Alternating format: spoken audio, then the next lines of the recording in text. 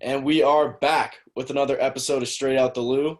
As always, I'm Dylan, joined by Luke and Chris. And today we have a very special episode for you all as we give you our Super Bowl special. Today, we are going to be going over what we are most excited for in Super Bowl 55 as a fan. We will also give you the keys to the game for each team, the X factor, what it takes to win this game for both the Bucs and the Chiefs. We will go over a little legacy draft, which is something that is new to the show, but we will be going over which legacies are going to be impacted the most with a win by their team. Then we will go over our picks for the game, straight up win, who's going to win the game. And then we'll go over a little betting lock segment. We'll give you 3 bets, which are automatic, or what we believe to be automatic. We don't bet on games, of course. Do not bet on the games, of course. And then to wrap up our special, we will give you the MVP picks for the game.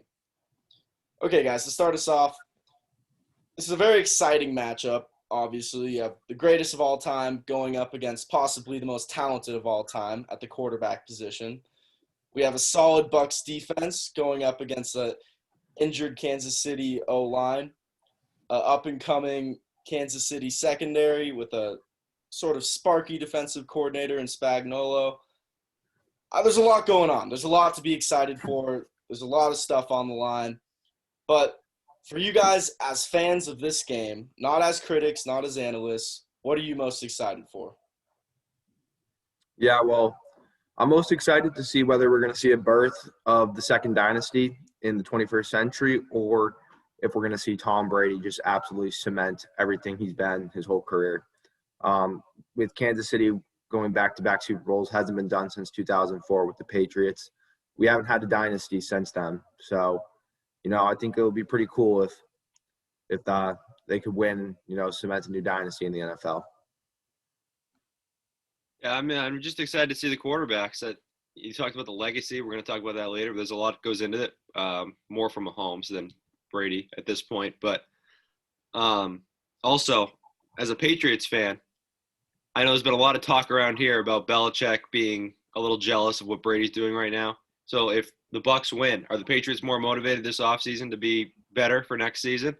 Because I know Belichick has a big ego, and they talked a lot about that. So is he motivated enough to get the team together to compete next season? I hope so. Another reason why I'm rooting for the Bucs. But always excited to watch Tom Brady. Yeah, of course. Obviously, as you guys said, the QB matchup is going to be unreal. It's, in my memory of Super Bowls, probably the most exciting quarterback matchup. But I'm excited to see the head coach. Obviously, we're talking about legacies later, but the head coach legacies that are on the line. I'm excited for those. Andy Reid, obviously turning this Kansas City Chiefs team, even with Alex Smith under center, into contenders with his schemes. He's always been the quarterback whisperer, always been unreal with his offense. But there's not many head coaches. There's a pretty short list with 2 Super Bowls, especially back-to-back, right? So if Andy Reid were to cement, or if he were to put a second Super Bowl on his resume, I think he'd cement his legacy for sure as one of the top offensive minds and offensive-minded head coaches of all time.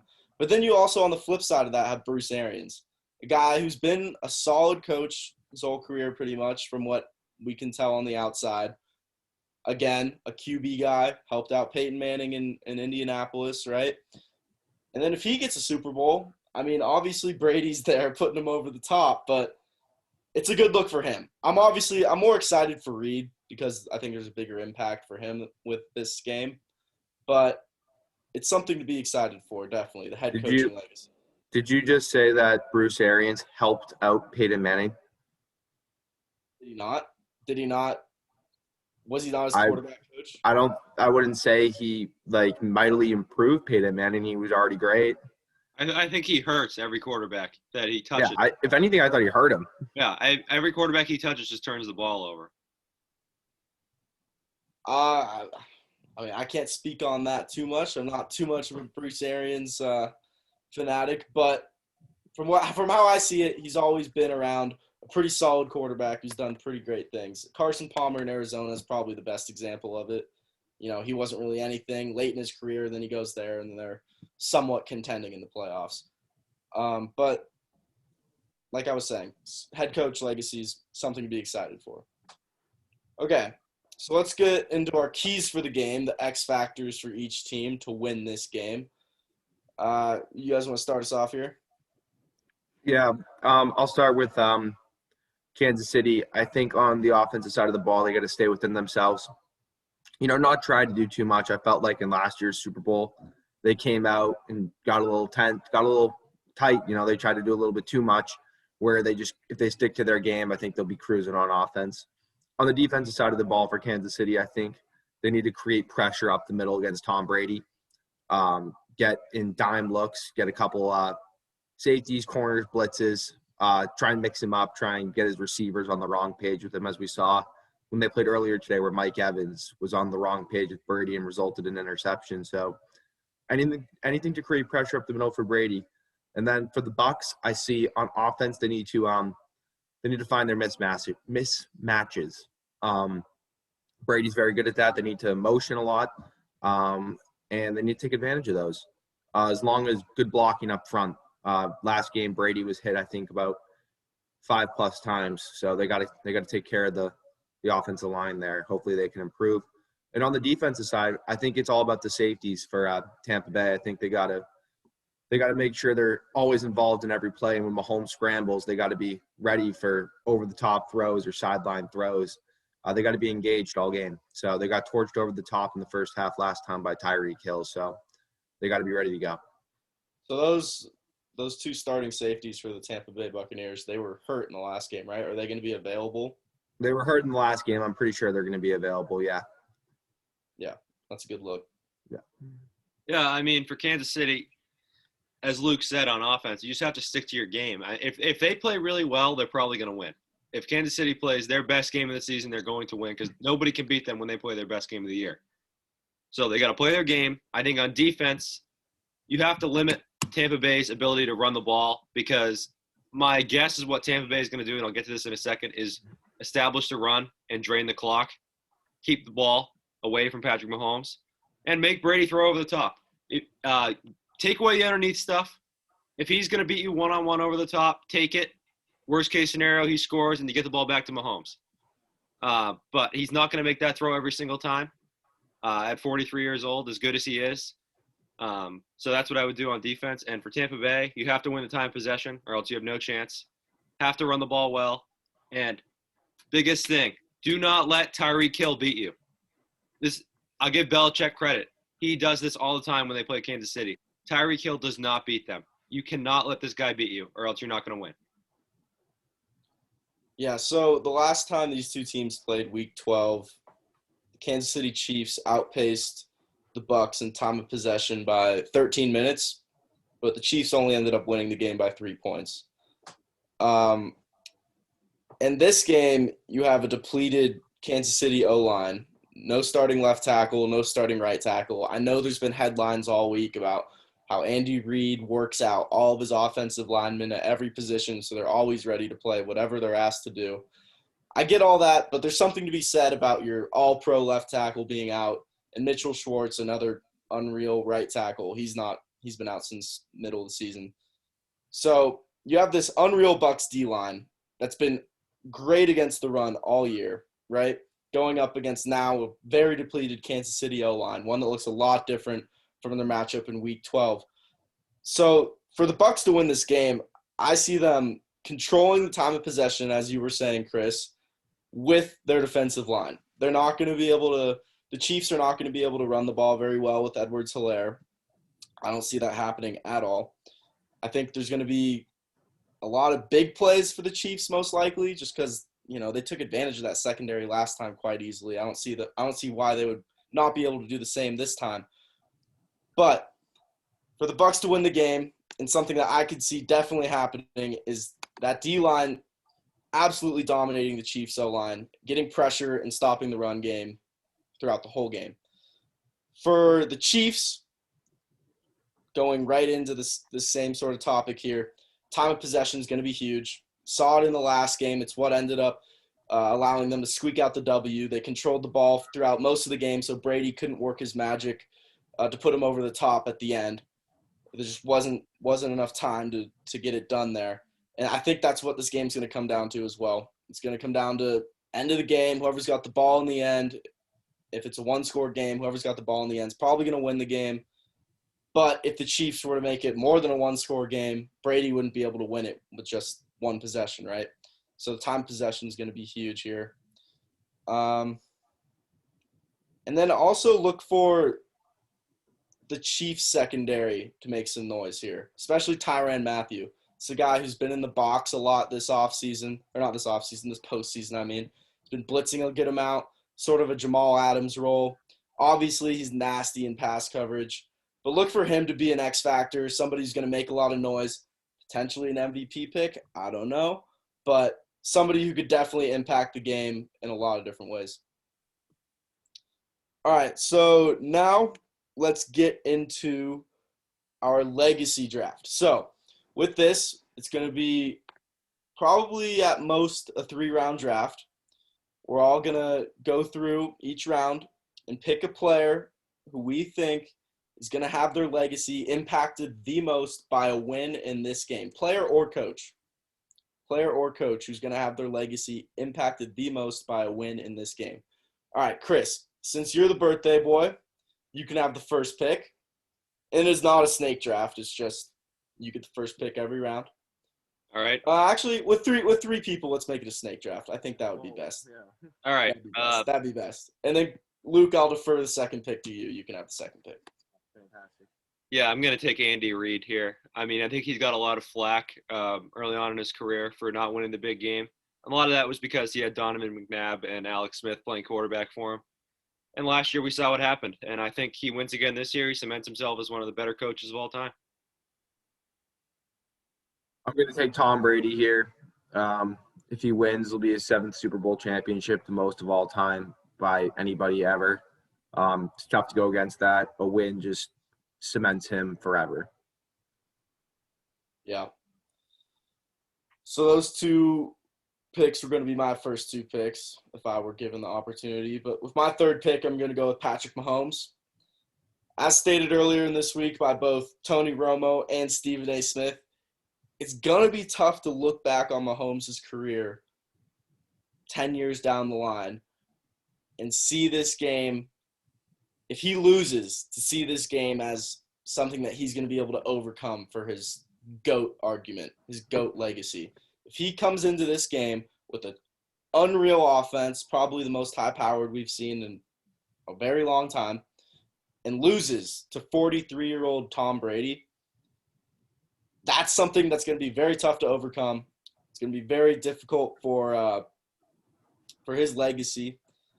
But a win here is definitely something that is going to boost him leagues above everybody else besides, himself and Brady, besides the rest of the GOAT contenders. He's boosted way above them with a win here. So a loss for Mahomes, pretty devastating, but a win, huge boost. So I'm taking Mahomes here. And then with my first pick of the second round, I'm probably going to have to go Bruce Arians here. As I was saying earlier, a guy who's been a coach in this league for a very long time.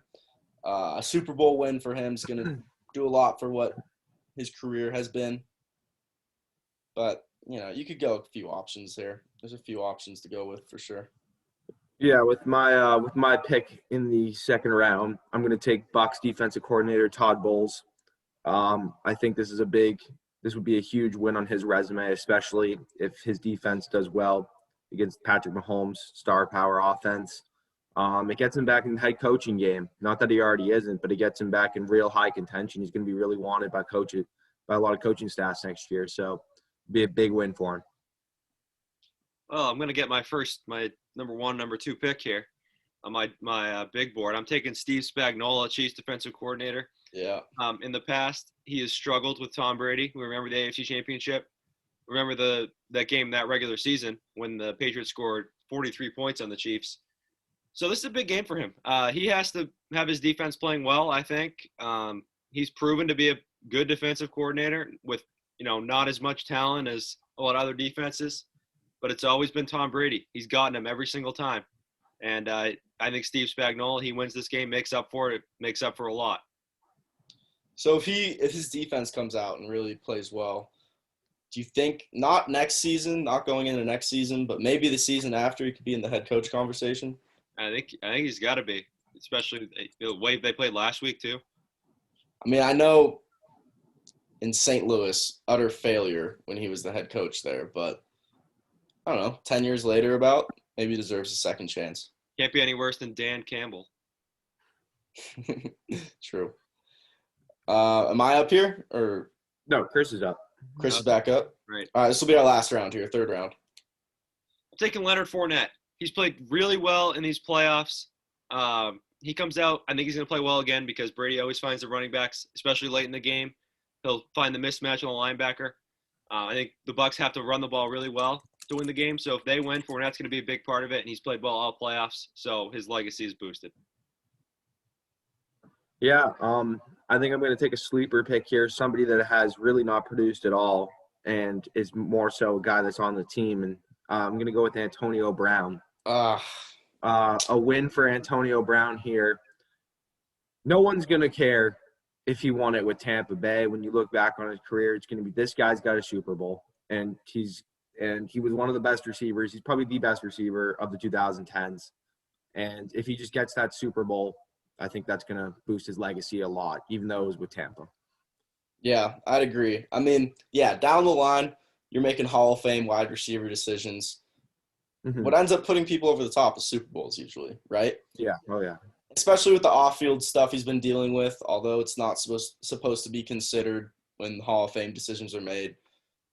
A Super Bowl definitely is allowed – would allow that to sort of be put aside a little bit, I feel like there's a few guys that people remember throughout like 20 years, 30 years. I feel like Antonio Brown's going to be somebody in like 2040 that we're kind of still, like he was very good. Oh, yeah, definitely. Definitely. So that was going to be my pick. I didn't think you were going to go there, but great pick there. So to wrap up the draft, you can go a lot of ways here. I think it has to be a player. I'm probably going to have to go with Tyreek Hill. If he were to have a big game with the win, a big game. Mm-hmm. Last year, 9 catches, 105 yards, the catch that put Kansas City in a place to win the game, obviously, that big third down bomb. Mm-hmm. And then this year, we saw it in Week 12. He exposed the Bucs secondary. Very feasible he does it again, has a huge game, possibly an MVP pick for this game. But if he were to have another huge Super Bowl, or a Week 12 repeat performance, that's going to boost his legacy for sure. For sure. Having back-to-back big Super Bowl games, back-to-back years, that's got to be a boost. That's got to be a big boost for one of the underrated star receivers in our league. I'm surprised you didn't go with Le'Veon Bell. I would if he were to have an impact on the game. See, That's my problem. You can't really look back on a guy legacy-wise and see – Super Bowl win. That's great. But did he play? No. So, I don't know. I trust him more than Clyde Edwards-Helaire. I don't think Clyde Edwards-Helaire is very good. Well, last game. Was it last game? I think you'll see more Le'Veon Bell. Which game was the game where Edwards-Helaire was hurt? They used Williams. They used Williams instead of Bell, exactly. I think you'll see Bell in this game a little bit. Hot take. I think he'll play. I mean, okay, but why? He's more flexible running back. He can catch a little bit better. He's definitely a better blocker than both of those two. So I can just see him on the field more and just see him just getting more opportunities when Mahomes scrambles or something like that. We all know there's no secret here. The offense is all centered around Mahomes. So I mean, I just think if Le'Veon Bell, scores a touchdown, has a good game, that's going to cement his legacy. You look at somebody like James White, Patriots third-string running back, and he has the most catches ever in Super Bowl history game. So, anything can happen. Yeah, I definitely agree with you on the blocking front there, especially with this O-line, as I was talking about earlier, being so shaky right now. Yeah, they're going to probably need him back there to lay some blocks. All right, that'll do it for that legacy draft right there. So let's get straight into it. What are our picks to win this game? Straight up win. Who's winning? Chris, you can go. Yeah, I mean, Kansas City, no doubt they're better. No doubt in my mind, Kansas City is the better team. But you can't pick against Tom Brady. You just can't do it. I'm going Tampa Bay 34, Kansas City 31. The Bucs, you got to get out in front. You got to play from the front in this game. Have a good first half. Bucs win 34-31. I agree with Chris. The Chiefs, the way better team. At the moment, the better quarterback. But it's Tom Brady. It's going to be Tampa Bay 28. It's going to be Kansas City 25. It's going to be a classic. It's going to be an all-time classic. So both you guys have it going down to the wire. Right down to the wire. All right. As you guys have been saying, better team, Kansas City, better quarterback at the moment, most likely Patrick Mahomes. I'm going to take Kansas City here.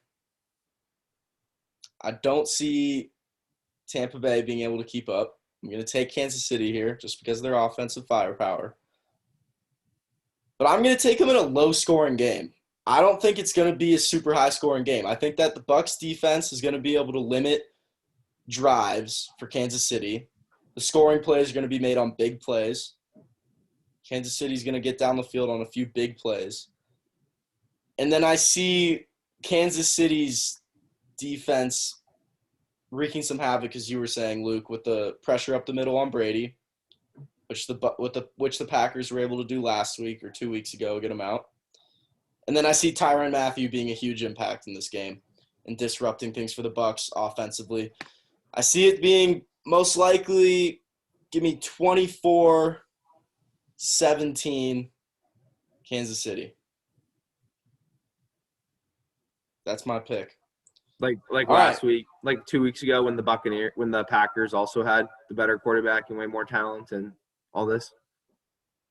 And just like in 2018, when the Rams were the better team, and just like in 2016 where the Falcons had the MVP, and you can't pick against these high-powered offenses.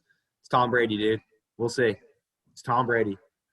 We will see, but they're also not playing against arguably the most talented quarterback in NFL history, coming off a Super Bowl win in his second consecutive Super Bowl. Okay, he beat him in the AFC Championship. I mean, his first year as a starter.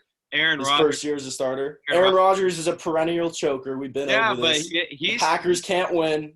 But he's Tom Brady's never lost against an AFC team in the Super Bowl. It's just a stat to keep in mind there. Okay. Aaron Rodgers is considered by a lot of people the most talented quarterback of all time, and beat him last week. So there you go. Beat him we've been over this, Chris. 2 weeks ago. What do you mean? We've been over this. The Packers cannot win in an NFC championship. They've done it once. Doesn't matter. You got the job done and beat Mahomes. Decade ago. Situation. And by the way, the Patriots team in 2018 was so much. They would get destroyed by this Bucs team if they played, and they beat Kansas City in the AFC Championship a couple years ago. So there you go. It's going to be a great game, but the Brady dick riding, I think, has gone a little bit too far. Okay. Yeah, okay, we'll see. You jumped off the Buccaneers bandwagon too early. You jumped off the wagon too early. Okay. Now, if you guys want to make some money, we can't make any money off these picks, but we want you guys to be profitable. We want you guys to make money. Okay, so we're going to give you 3 locks. 3 locks for this weekend. We're going to give you 1 spread bet, 1 player prop, and 1 bet that has odds that are plus 1,000. Big money to be made there. All right, I'll start us off here with this segment. So I see the Chiefs coming out and taking advantage of the secondary for the Bucs early in this game. Early. They'll scheme up and do well early in this game. So I have the Chiefs minus 2.5 in the first half. I think that's a very safe pick to make. I think the odds are somewhere around minus 120 on most betting platforms right now. See, if the Bucs are to win this game, it's going to be a second half victory. I think the Chiefs have the first half locked. Well, So, yeah. well, Are what? we going the round with spread bets here, or are you doing all three? We can do a round of spread bets. We'll do that. Yeah, because you won't believe what mine is. It's Bucks plus 2.5 in the first half. Because if they're going to win, they have to get in front. Just look at what I compare this game to the 2018 AFC Championship. I know Brady will be over there coaching up the defense because we know Todd Bowles and Bruce Arians can't do any coaching. We know that. So Brady's going to have to coach up the defense. He knows you have to take away Tyreek Hill. And maybe it'll be like the AFC Championship game, like 14-0 at halftime, something like that. 14-7 at halftime. Bucks. But they're gonna be winning at half. No doubt in my mind. I'm gonna go for my spread bet. First quarter, Chiefs minus half, give them a half point, plus 105. Brady's only ever scored 3 points in the first quarter of Super Bowls in the 9 he's played in. It came in 2018 with a field goal against the Rams. Not a good first quarterback in the Super Bowl, so I think the Chiefs would be a lock there. But I agree with Chris, though. I would hit. Proving my point even further with the Chiefs minus 2.5. Just because they're up 3-0 at the end of the first quarter doesn't mean I think the Chiefs are going to be winning at halftime. Look, you're wrong. It's going to be 0-0 after the first quarter. So that's a bad bet. I just see Butker hitting the field goal. I just feel like it'll be a late first quarter field goal, like 120 something left. Get it up there. I think Brady's not going to score. So if you're going to take anything in the first quarter, you got to go with the Chiefs. The big plays for the Chiefs are going to come in the first half, not the second half. You're going to take away. Bet on that. I can't believe that. How you say their big plays are going to come in the first half and not the second half. The second half is when the Chiefs have shown their whole big plays being big yardage plays. I mean, Dylan, you should know from experience that you get these big plays in the second half. I mean, that 60-yard bomb they threw to Tyreek Hill. I know you know a lot about that play. Definitely. Of course. But, yeah. Of course. So history doesn't always repeat itself, though.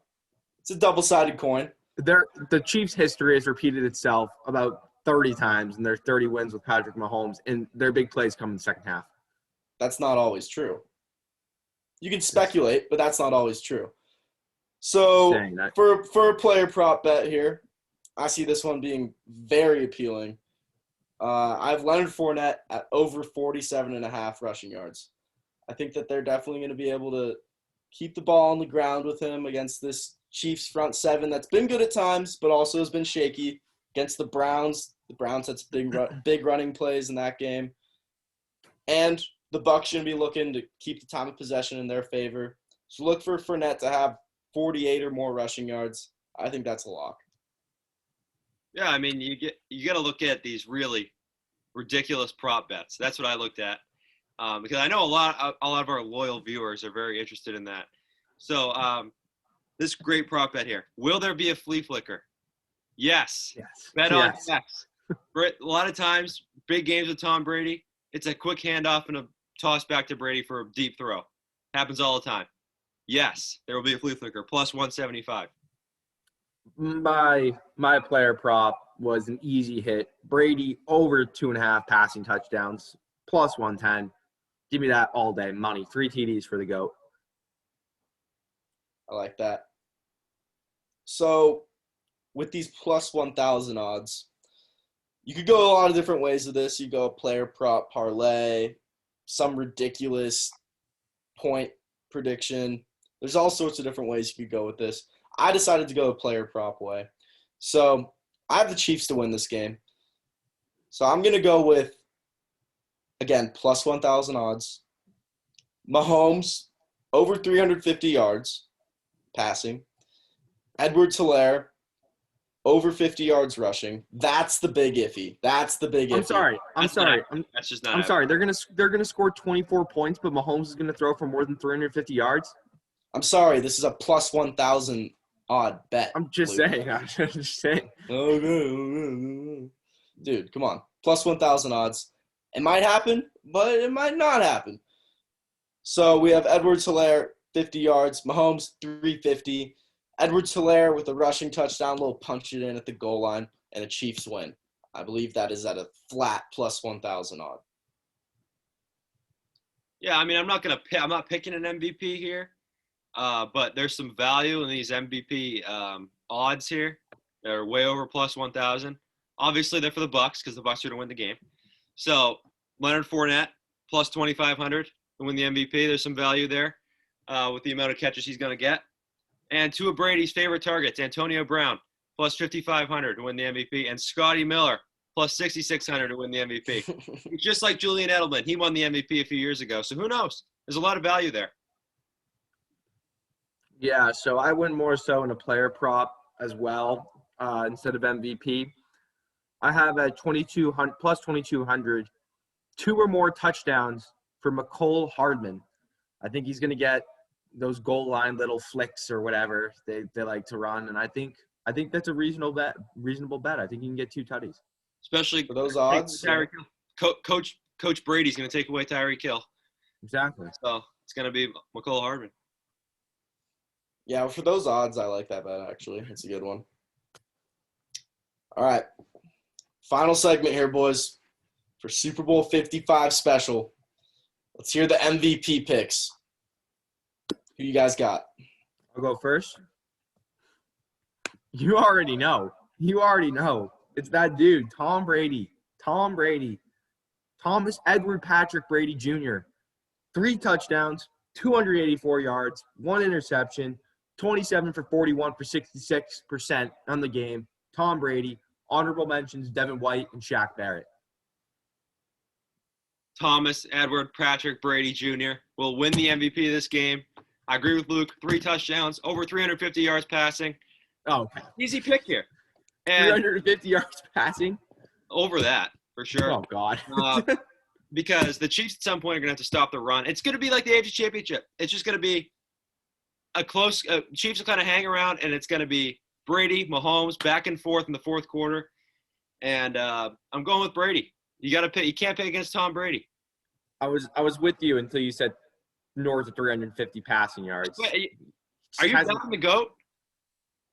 That sounds like you have some doubt in your voice about the GOAT.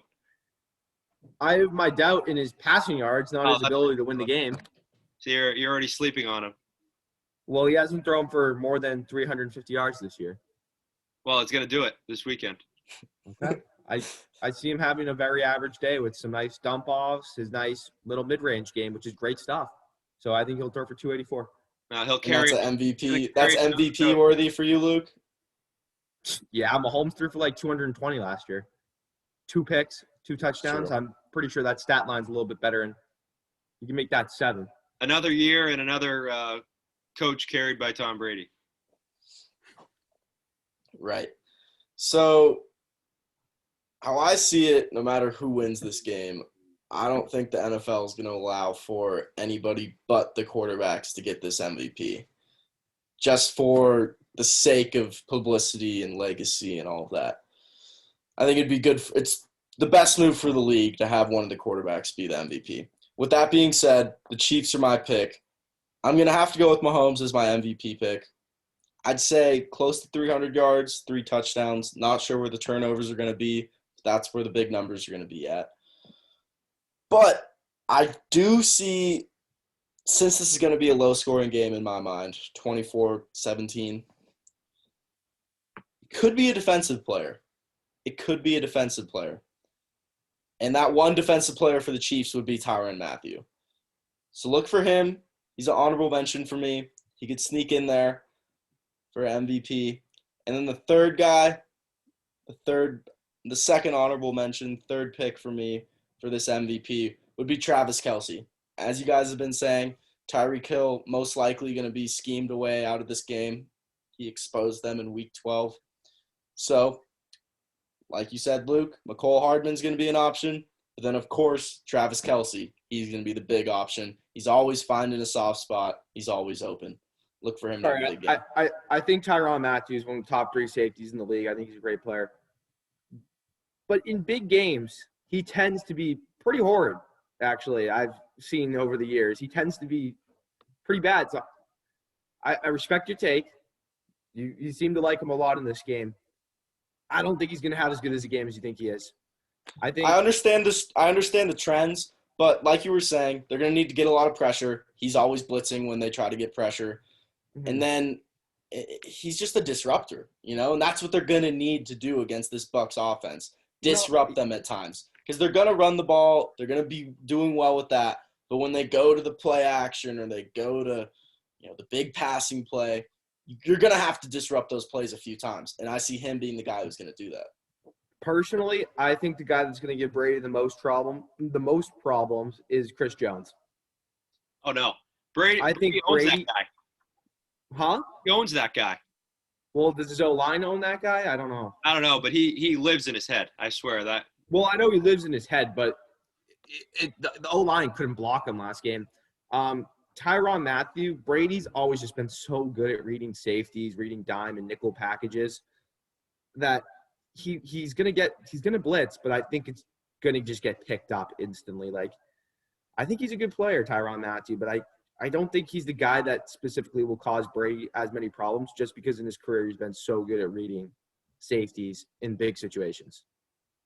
True over his career, again, with the trends, but I don't know. I saw it last week. He had trouble with the one high. I mean, it's not like he's I get safeties can't touch him. Oh, that's not true. You can't touch him. No, I agree. But there's also a trend of Tyron Matthews just being trying to do too much, as I've been saying. Trends are good. Guys. Trends are fine. Trends are what the computer stats always end up, falling back on. Trends are what Kevin Cash fell back on in the World Series. That's all fine. But I'm telling you, at a certain point, talent comes to the forefront, and Tyron Matthews has a lot of that. No, I agree. The guy's got a lot of talent. I said he was great, but I just want to say one last thing that I'm very excited for. I'm very excited to hear Tony Romo broadcast this game. Absolutely. Nance and Romo are the best. The guy knows Brady, what Brady likes to do, and it's just entertaining to watch, just listening to him pick Brady's brain apart. So it makes it way more interesting than listening to Joe Buck and Troy Aikman. So I'm excited for that. I wonder if he'll clear Gatorade this year. Clear Gatorade. Clear Gatorade. I'm going red. I wonder if Romo's going to force anything about the Patriots again, like he did a couple weeks ago. Complete force. All right, well, that'll do it for our special. Thank you all for tuning in, and we all are going to look forward to this game Sunday, and we will come back early next week with our analysis of the game. Look for the Chiefs to win, baby. Go Bucs, go. Bucs.